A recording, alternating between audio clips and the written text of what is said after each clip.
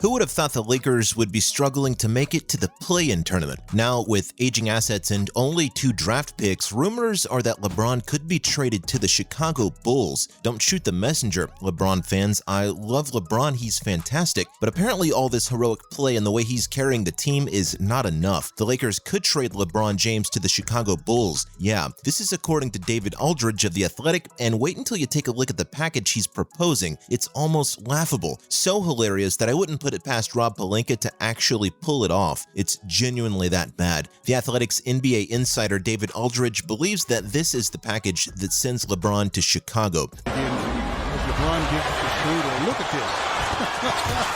Tracking the basket, he goes all the way. Score! And one!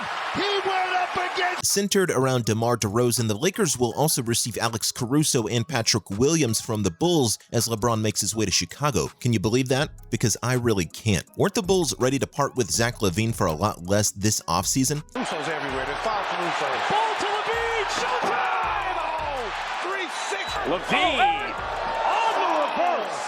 Got it from Caruso.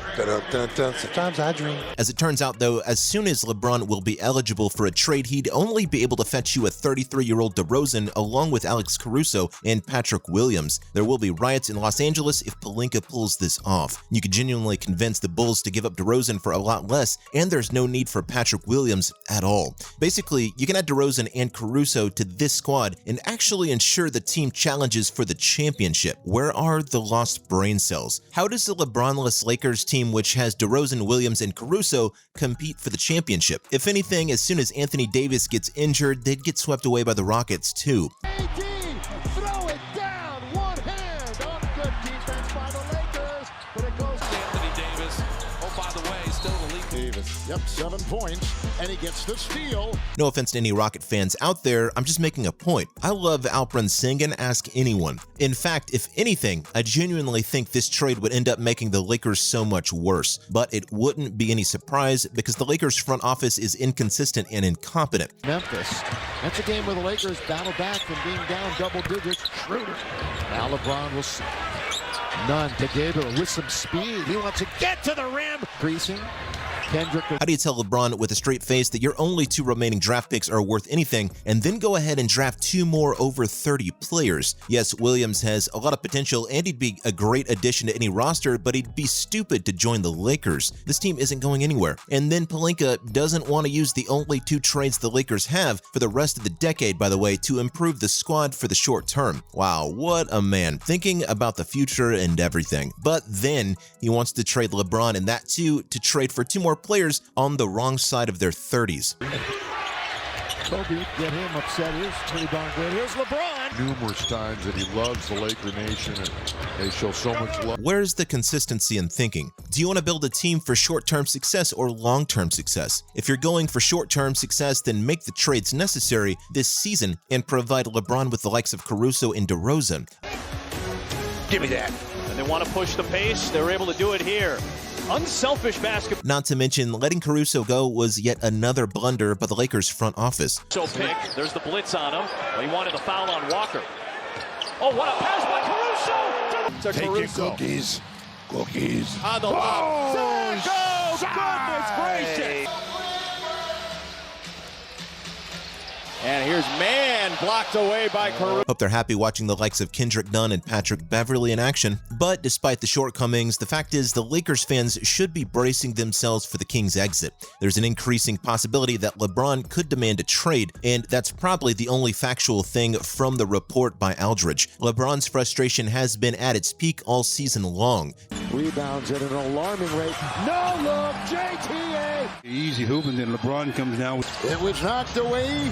Beautiful play by Walker. 2-on-1 LeBron. Hold on, here he comes. It would hardly be a surprise that he ends up demanding a trade as soon as he's eligible. I wouldn't complain though, because it makes perfect sense. In his final few years, let the man actually enjoy his basketball for once. To shoot, he's got to get into his action. They're going to try to cut him off.